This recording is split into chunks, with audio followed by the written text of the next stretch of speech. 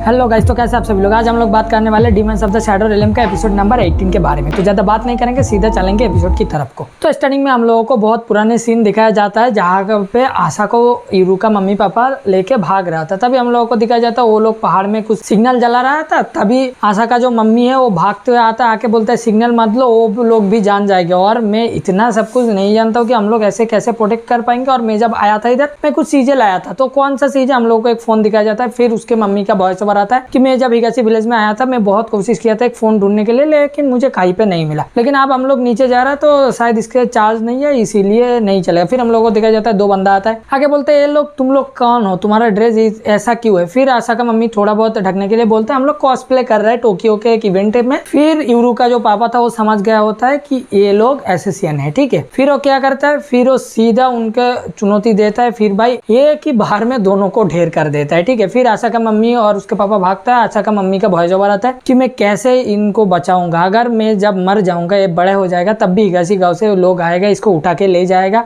और यूरू तो अभी हमसे दूर भी है। फिर वहीं पे सीन काट ऑफ होकर हम लोगों को मेन सीन में लाया जाता है। हम लोग देखते हैं वहाँ पे तो बूढ़े को दिखाया जाता है, यूरू नीचे पड़ा हुआ है, ठीक है। तो बूढ़ा बोलता है क्या बात है यूरू, अब इनसे मिलो, ये है मेरा दो डीमन, एक का नाम है फूजिन और दूसरे का नाम है राइजिन। अब फूजिन क्या करता है, फूजिन भाई विंड को कंट्रोल करता है, और जो राइजिन है वो अपना इलेक्ट्रिक मतलब जो लाइटिंग होता है उसको कंट्रोल करता है। तो इससे मिलो तुम। फिर वहीं पे सीन काट ऑफ होकर हम लोगों को किसी और बंदे लोगों को दिखाया जाता है जो लोग बातचीत करता है। देखो भाई शिंगो का फोन तो नहीं लग रहा है, और जो जिसको पकड़ के रखा था वो बोला था जिन लोगों को हमने पकड़ के रखा है मतलब नकली आशा, उन लोगों को छोड़ने के लिए, नहीं तो वो अपना शिंगो को मार दे। फिर वो लोग एक बंदे को फोन करता है, वो बंदा खाना लेके जाता है। तो बोलता है हाँ ठीक है, वो कहाँ पे है, क्या हुआ ये बताओ। फिर वो लोग भी बातचीत करता है। फिर हम लोगों को पीछे से दिखाया जाता है वहाँ पे होता है अपना डेरा, और डेरा के साथ वो चश्मी वाला बंदा है, ठीक है। फिर ये दोनों उनका सारे बातें सुनता है, बोलता है हाँ ये पता है इसको कि यूरू कहाँ है, और जो जिन लोगों को पकड़ के रखा है वो लोग भी कहाँ है, तो इनको पता है। फिर भाई वो दो बंदे का जो छोटा छोटा बॉल टाइप जो डीमन था ना भाई, एक तीर की तरह आता है, उसके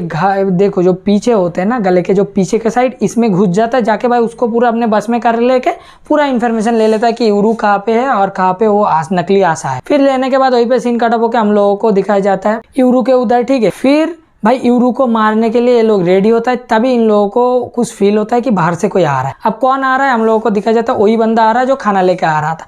आने के बाद सिंगो उसको देख के बोलता है क्या कर रहा है, बोले मैं तो खाना दे के आया था।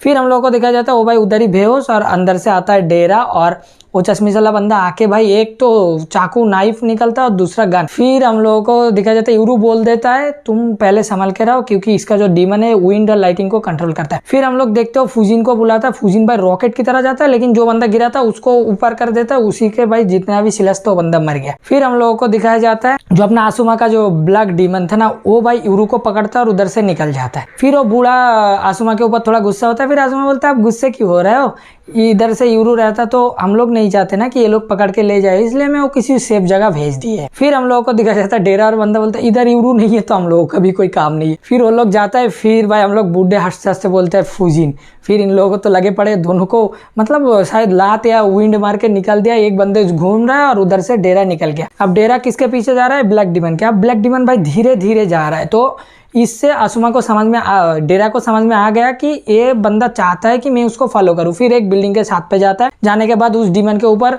डेरा बंदूक तानता है कि लेकिन यूरू बोलता है नहीं ये हमारा एनिमी नहीं है। फिर डेरा बोलता है क्या बात कर रहा है, बोलता है जब मुझे लेके आ रहा था तभी मैं इससे बात किया था, यही बोल रहा था कि जो आसुमा है वो हमारा दुश्मन नहीं है, वो बेसिकली भाई शिंगो को मारना चाहता है। देखो भाई इतने एपिसोड से हम लोगों को दिखाया जा रहा था साला आसुमा हरामी है, लेकिन नहीं भाई वो तो अच्छा इंसान है, क्योंकि वो शिंगो को मारना चाहता है। तो यूरू बोलता है उसका अंकल है तो कैसे कि इसलिए मारना चाहता है। बोलता है जो शिंगो फैमिली था ना वो उसका मम्मी को बिल्कुल भी मतलब रेस्पेक्ट नहीं देता था, यूजलेस मानता था, और इसका जो भाई है ना ये बहुत हरामी है, उसके हमेशा उसको डिसरेस्पेक्ट करता था। लेकिन जो हमारा कागेमोरी क्लैन का हेड है जो गोंजो है उसका दिल आ गया था इसके मम्मी के ऊपर, मतलब जब वो जवान था तभी।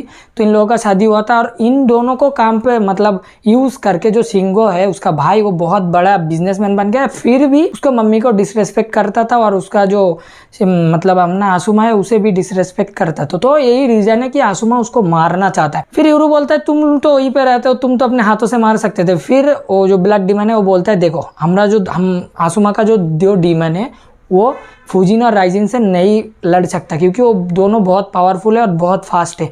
और ये बात आसुमा को भी पता है, इसलिए वो फाइट नहीं लेता है। वो कुछ प्लान कर रहा है तुम्हारे जरिए, कुछ और प्लान कर रहा होता है, ठीक है। फिर भाई हम लोगों को दिखाया जाता है जो नकली आशा है वो भाई सिग्नल भेजता है किसके पास, अपना डांजी के पास। वो उसका दूसरा हाफ है तो सिग्नल भेजता है, तभी डांजी बोलता है मैं मेरा दूसरा हाफ को ढूंढ लिया, और उसके साथ वो कुत्ते वाला जो डीमन था ना, दो वो लोग भी है। बोलते हैं अच्छा तो तुमने ढूंढ लिया तो चलो उनको बचाते हैं। बोलते हैं नहीं, उनके पास बहुत गार्ड है और उन लोगों के पास भी डीमन है, तो ज़्यादा आसान नहीं होगा। फिर वो लोग यही बातचीत करता है कि हम लोगों को यूरू का मदद लेना चाहिए, लेकिन वो भी अभी मुसीबत में है, ऐसे वैसे सब कुछ बात नहीं। कि फिर वो दोनों बोलते हैं अच्छा तुम सिग्नल भेज के तो देखो, यूरू तो हम लोगों को बोल के रखे थे। फिर हम लोग देखते हैं यूरू भाई सब कुछ लेके रेडी होता है फाइट करने के लिए, और हम लोगों को दिखाया जाता है वो यूरू भी सिग्नल देख लेता है कि डंजी उसको सिग्नल भेज रहा है। फिर वो डिसाइड करता है कि वो डंजी के पास आएगा, हेल्प करेगा। तभी वहीं पे सीन कट ऑफ होकर हम लोगों को लाया जाता है जहाँ पे हुआ था ना, वो क्या बोलते हैं, जहाँ पे वो लड़की है वहीं पे, ठीक है। फिर वो बोलता है, उस बच्चे को बोलता है कि तुम शांत हो जाओ, सब कुछ सही हो जाएगा, मेरा ब्रदर है आ रहा है। फिर बोलता है अच्छा यूरू आ रहा है, फिर बोलता है संभल के आना ब्रदर। फिर हम लोगों को दिखाया जाता है बाहर कुछ शोर शराबा हो रहा है, तो ये लोग अपना पोजीशन लेते हैं।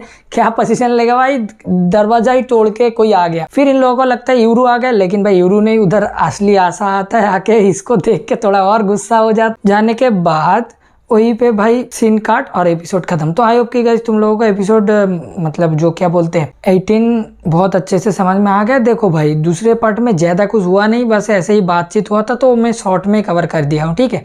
तो आई होप कि गाइस तुम लोगों को एपिसोड बहुत अच्छी तरह से समझ में आ गया तो फटाफट लाइक कमेंट और शेयर कर देना। मैं मिलूंगा और एक मजेदार वीडियो लेके, तब तक के लिए बाय बाय।